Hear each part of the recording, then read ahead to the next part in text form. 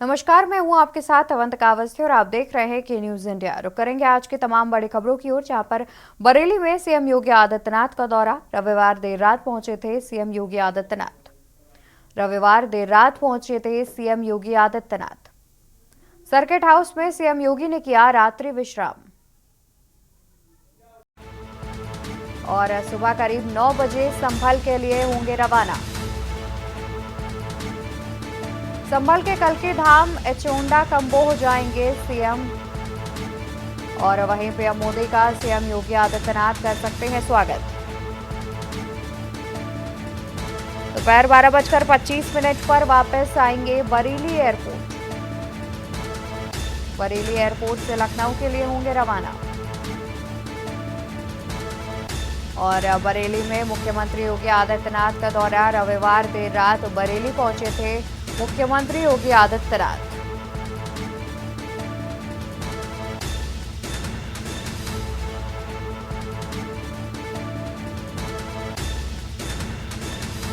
सुबह करीब 9 बजे संभल के लिए रवाना होंगे मुख्यमंत्री योगी आदित्यनाथ। अब से कुछ ही देर में संभल के लिए रवाना हो जाएंगे। तो वहीं संभल के कल्की धाम एचोंडा कंबोह जाएंगे मुख्यमंत्री योगी आदित्यनाथ। प्रधानमंत्री नरेंद्र मोदी का सीएम योगी आदित्यनाथ कर सकते हैं स्वागत।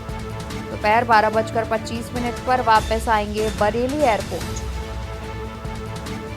बरेली एयरपोर्ट से लखनऊ के लिए होंगे रवाना। बरेली में मुख्यमंत्री योगी आदित्यनाथ का दौरा। और इसी खबर पर ज्यादा जानकारी के लिए बरेली से हमारे साथ शानू कुमार जुड़े हुए हैं। शानू, देखा जाए तो जानकारी सामने आ रही है कि रविवार यानी कि कल देर रात मुख्यमंत्री बरेली दौरे पर पहुंचे थे, जिसके बाद आज उनके कई कार्यक्रम हैं और दोपहर करीब 12 बजे के आसपास वो वापस लखनऊ के लिए रवाना हो जाएंगे।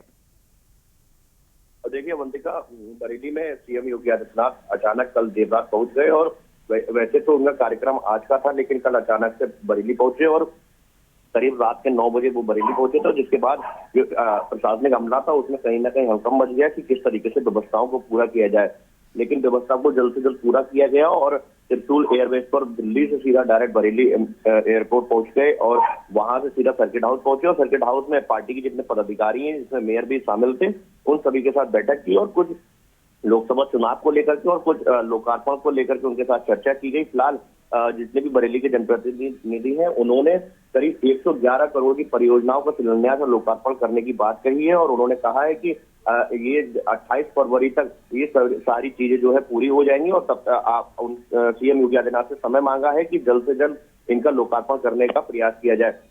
फिलहाल जिस तरीके से आग्रह किया गया है सीएम योगी आदित्यनाथ से कि लोकसभा चुनाव से पहले इन बड़ी सौगातों को बरेली के जनता को सौंप दिया जाए और उसका वो लाभ उठा सके।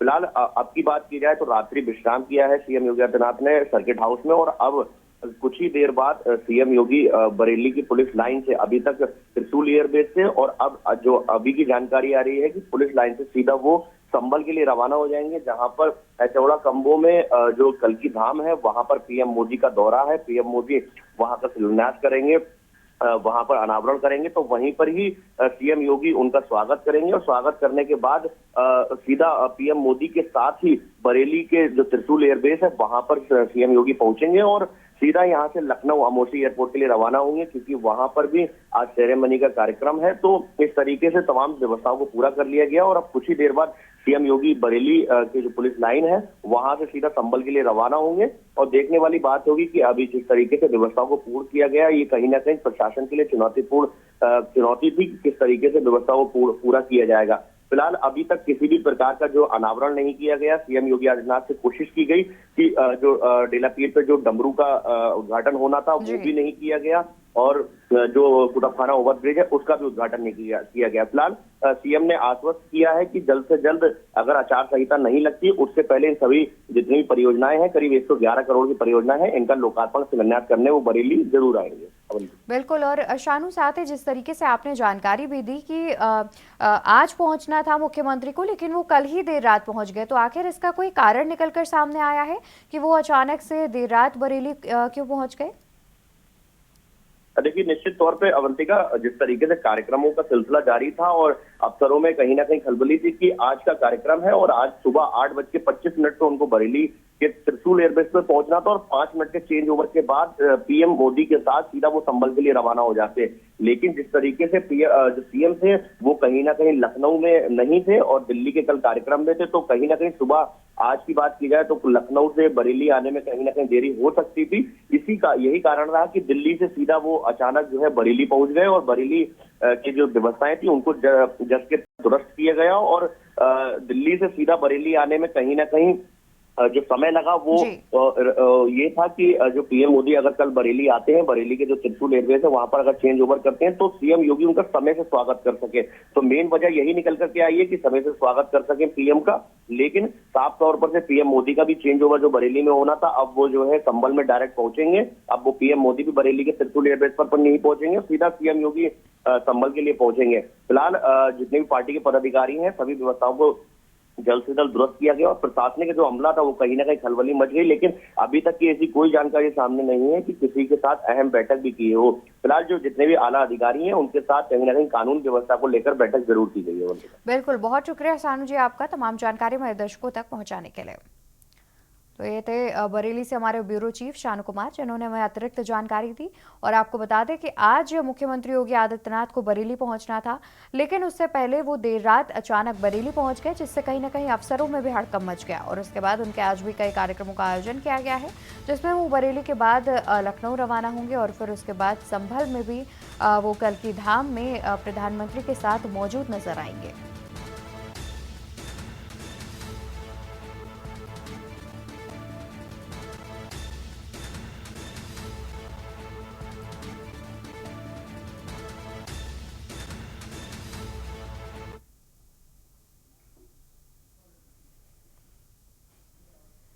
तो वहीं खबर आपको फतेहपुर से बता देते हैं, जहां पर पड़ोसियों ने युवक की पीट कर की हत्या। मेला देखने गए युवक को पड़ोसियों ने पीट कर मारा। मेला देखने गए युवक को पड़ोसियों ने पीट कर मारा। मारपीट में घायल युवक की इलाज के दौरान हुई मौत। गाजीपुर के सामियाना गांव का रहने वाला था अखिलेश। खबर फतेहपुर से, जहां पर पड़ोसियों ने युवक की पीट कर की हत्या। मेला देखने गए युवक को पड़ोसियों ने पीट कर मारा। मारपीट में घायल हुए युवक की इलाज के दौरान हुई दर्दनाक मौत। गाजीपुर के सामियाना गांव का रहने वाला बताया जा रहा है मृतक युवक।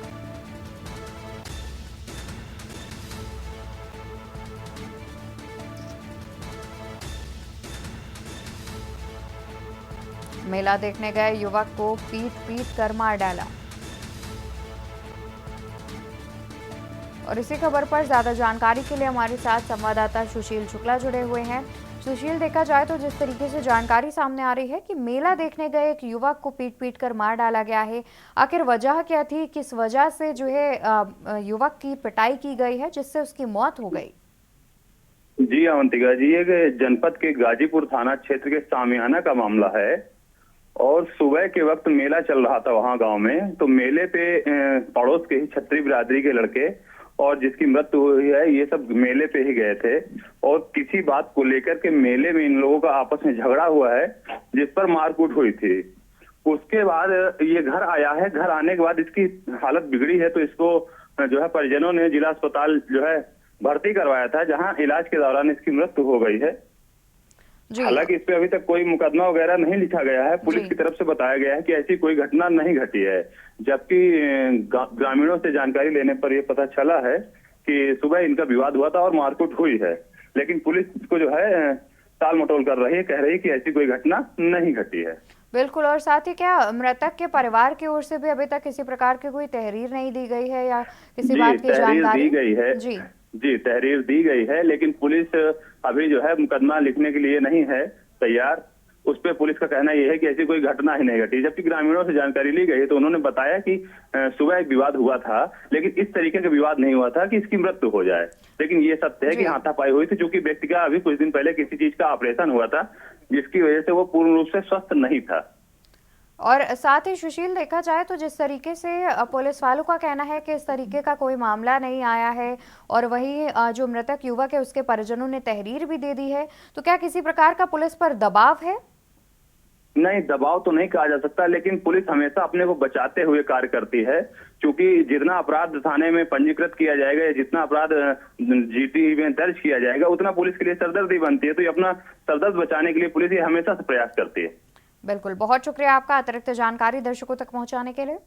तो फतेहपुर से खबर सामने आ रही है, जहां पर मेला देखने गए एक युवक को पड़ोसियों ने पीट कर मौत के घाट उतार डाला, और युवक का भी कुछ दिन पहले ही ऑपरेशन हुआ था, जिसके बाद वो पूरी तरह से स्वस्थ नहीं हो पाया था, और इस घटना के बाद उसकी अचानक ही मौत हो गई। वहीं मृतक युवक के परिजनों ने तहरीर दी है, लेकिन पुलिस का कहना है कि अभी तक इस प्रकार का कोई भी मामला उनके संज्ञान में नहीं आया है।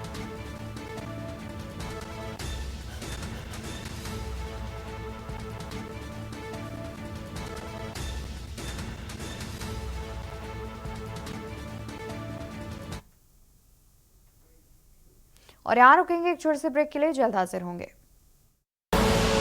आप देख रहे हैं की न्यूज खबरों का। ब्रेक से वापस आ चुके हैं, रुक करते हैं खबरों की ओर। खबर आपको अमेठी से बता दें, जहां पर सांसद स्मृति ईरानी का 4 दिवसीय दौरा आज अपने संसदीय क्षेत्र अमेठी पहुंचेंगी स्मृति ईरानी। अपने संसदीय क्षेत्र पहुंचेंगी केंद्रीय मंत्री स्मृति ईरानी। लखनऊ से वाया रोड अमेठी जनपद पहुंचेंगी केंद्रीय मंत्री। टीकर माफी और भादर ब्लॉक के गांवों में जनसंवाद भी करेंगी। खबर अमेठी से, जहां पर सांसद स्मृति ईरानी का 4 दिवसीय दौरा आज अपने संसदीय क्षेत्र अमेठी पहुंचेंगी केंद्रीय मंत्री स्मृति ईरानी, और साथ ही जनसंवाद भी करती हुई नजर आएंगी। लखनऊ से वाया रोड अमेठी पहुंचेंगी केंद्रीय मंत्री स्मृति ईरानी। टीकर माफी और भादर ब्लॉक के गांवों में करेंगी जनसंवाद।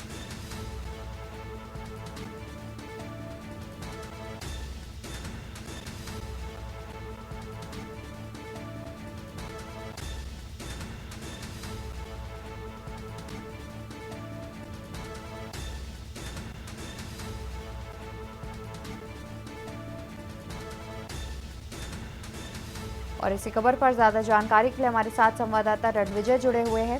रणविजय, देखा जाए तो आज केंद्रीय मंत्री स्मृति ईरानी पहुंच रही हैं अमेठी, और लगभग कितने बजे तक वो अपने संसदीय क्षेत्र पहुंच जाएंगी?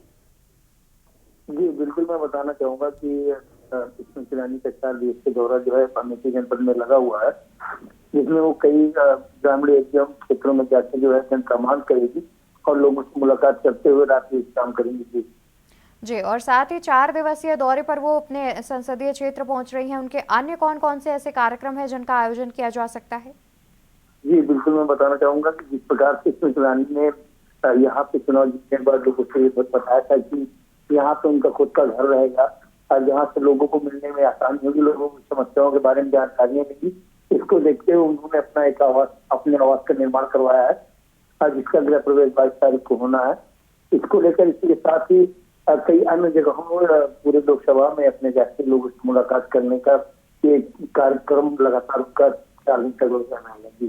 बिल्कुल, यानी कि देखा जा रहा है कि जिस तरीके से आगामी चुनाव नजदीक आ रहे हैं, उससे पहले केंद्रीय मंत्री 4 दिवसीय दौरे पर आई हैं, जिससे वो जनता से संवाद भी कर सके, और तमाम जितनी भी रणनीति तैयार की गई होगी या फिर जनता की समस्या को अच्छे से जान सके, समझ सके।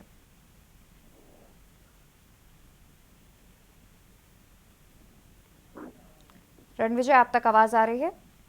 जी जी जी बिल्कुल, मैं आपको बताना चाहूंगा इस बात की जो है जिस प्रकार से यहाँ के लोगों को उन्होंने भरोसा दिलाया था, वादा किया था कि वो उनसे लगातार यहीं पे रहकर मिलेंगी, और साथ ही साथ चुनाव की रणनीतियां जो भी उनका मतलब मकसद है चुनाव को लेकर, उसको लेकर वो यहाँ पे रहना शुरू कर देंगी।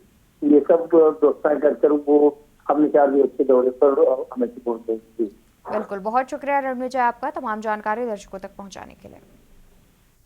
तो केंद्रीय मंत्री स्मृति ईरानी अपने 4 दिवसीय दौरे पर अपने संसदीय क्षेत्र अमेठी पहुंच रही हैं, जहां पर उनके अनेकों कार्यक्रमों का भी आयोजन किया गया है।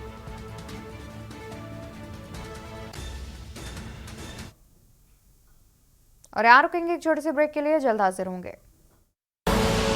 आप देख रहे हैं की न्यूज। ब्रेक से वापस आ चुके हैं। रुक करते हैं खबरों की ओर, जहां यूपी पुलिस कांस्टेबल परीक्षा के दूसरे दिन कानपुर में कॉलेज के बाहर अभ्यर्थियों की लंबी लाइन लगी। अभ्यर्थियों की बायोमेट्रिक चेकिंग कर परीक्षा में प्रवेश दिया जा रहा था। कानपुर में 110 सेंटर पर दोनों पाली में परीक्षा कराने के लिए प्रशासन ने पुख्ता इंतजाम किए थे। परीक्षा केंद्रों पर अभ्यर्थियों को एडमिट कार्ड और ID चेक करके परीक्षा हॉल में भेजा जा रहा था। परीक्षा के मद्देनजर सुरक्षा व्यवस्था को देखते हुए सभी परीक्षा केंद्रों के अंदर बाहर CCTV कैमरा से निगरानी की जा रही थी और जिले के सभी अधिकारी सभी परीक्षा केंद्रों का समय समय पर जायजा भी कर रहे थे।